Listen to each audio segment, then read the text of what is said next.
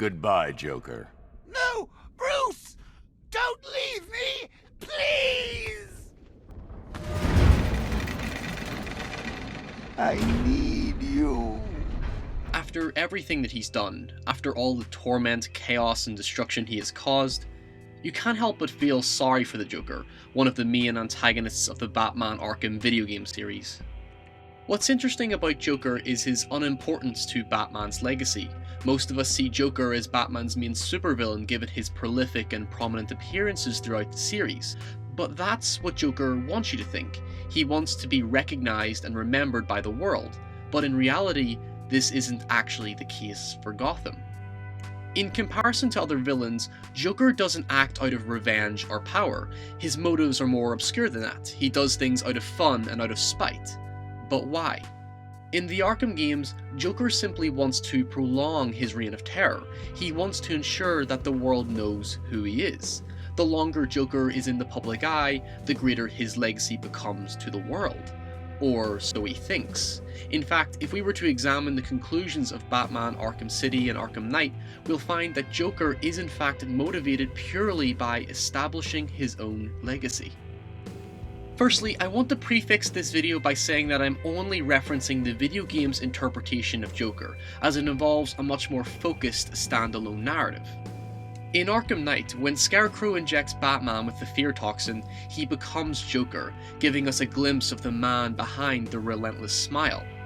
This sequence in Arkham Knight is very enlightening, as it confirms Joker's personal intentions. The point of this scene is for Batman to overcome his tormented relationship with Joker following his death in Arkham City, but what the sequence reveals is how Joker is scared of being forgotten, especially considering he never comes even remotely close to obtaining his legacy before his death. This is confirmed when we pan around the destroyed burning ruins of Gotham City, which serve as an artistic display of what Joker aspired to create. Gotham was his canvas to achieve his masterpiece that would stand the test of time. As Joker ventures forth, he sees his overgrown unkempt grave, signifying that nobody is maintaining or visiting him after death, and the missing head symbolizes Joker losing his legacy. His face is completely forgotten. It frustrates Joker because he boldly believes that he's entitled to something more worthy than an insignificant and unremarkable grave, despite having his own personal statue. He overestimates his own worthiness to be recognized. At his wake, Joker discovers only Harley Quinn in a cold, dark, empty room. He's offended that everybody has forgotten to mourn him, but he tries to reassure himself that Harley simply forgot to tell everybody, inferring to his own egotistical delusion that he is important. The truth is that Joker is scared of dying alone, and his legacy going unfulfilled. This becomes even more disheartening when we see the newspaper declaring that Joker's death meant nothing to anybody, and on the radio they have seemingly forgotten who he is entirely. This scene gradually reveals that Joker is getting the opposite of everything that he worked for.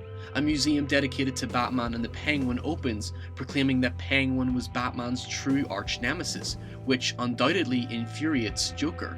He even kills Penguin earlier to reflect his jealousy that Penguin was remembered as the real villain of Gotham, not Joker. When he is finally confronted by stone statues of Batman, it highlights how Batman's legacy has overshadowed that of the Joker's. In a final confrontation, Batman locks Joker in a cell, symbolizing that Batman has finally overcome his troubles towards Joker, yet painfully, Joker suffers the burden of being alone. He is sent into the dark abyss where he will forever be forgotten. It's an emotionally striking moment when you think about it in this way, and if you were to reflect on Arkham City, you'll find that the Joker has no one to blame but himself. In Arkham City's conclusion, Joker violently assaults Batman, causing him to drop the serum which was supposed to cure both Batman and Joker from a deadly disease. It's Joker's misjudgment that makes this action even more tragically profound. This action seals Joker's fate, as he desperately attempts to consume any serum spilt on the ground, knowing it was his only chance to defeat the lethal disease. This proves futile and Joker succumbs to his inevitable demise. What's tragic is how Joker is solely responsible for his own death. It was his selfish actions that led Batman to accidentally but understandably drop the serum. It serves as a fatal lesson of his own arrogant and cocky behaviour. Batman's job was never necessarily to defeat the Joker, more so than to suppress or calm him down and reduce his hyperactive activities. It's like a strict parent trying to control their annoying child, and once the child does something irresponsible and hurts themselves, the parent remarks about how they learnt their lesson. The same scenario can be applied to Batman and Joker in this scene. Batman provides the only way for Joker to survive, giving him control over the situation, and when Joker attempts to selfishly take it for himself, he clumsily misjudges his opportunity to survive. Joker learns his lesson through death, and the most haunting part about it is Batman's response, in which he states, Do you want to know something funny? Even after everything you've done, I would have saved you. Joker faces the realization that Batman was, in fact, willing to save his life, despite Joker's evil actions. It's actually bittersweet for Joker because, while he is regretful of his own mistakes, he's really happy that in his final moments, Batman recognizes him. Joker almost seeks approval of his evilness. He wants to be seen as a memorable bad guy. It was Batman that kept Joker in the public eye all this time, and Joker desperately sought for attention, hence why he continues to torment Batman even in death, simply so that Batman remembers him. Batman and Joker in some retrospect are friends. They do have a mutual understanding of each other, if indeed they both conflict over the future of Gotham. When I ask the question, can we humanize the Joker? What I mean is, can we feel some sense of sympathy for his actions? Outside the context of evil doings, Joker is just a lonely and afraid man looking to be understood, but ignorantly refuses to allow others to help him. He's deluded into thinking he's on top of the world, but when faced with the fear of his own forgotten legacy, he tragically realizes that he needs Batman to justify his existence.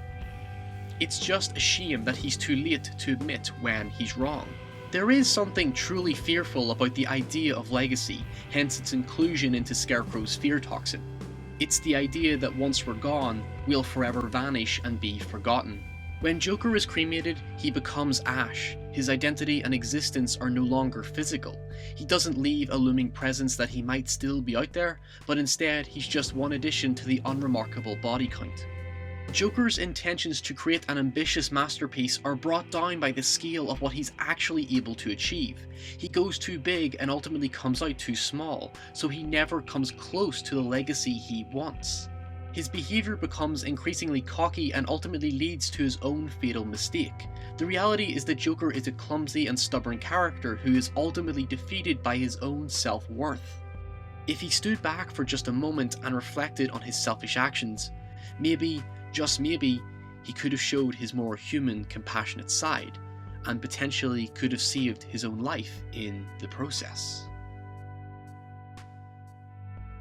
Hi guys, thanks for watching. This was a far bleaker video than I kind of intended, but make sure to share your own thoughts in the comments below, and if you enjoyed the video by any means, please do share it with your friends, and if you want to, hit that little subscribe button because we have a new video every Thursday. Next week we're actually talking about The Witness. Don't get me started, but until next time, stay safe, and I'll see you all very, very shortly.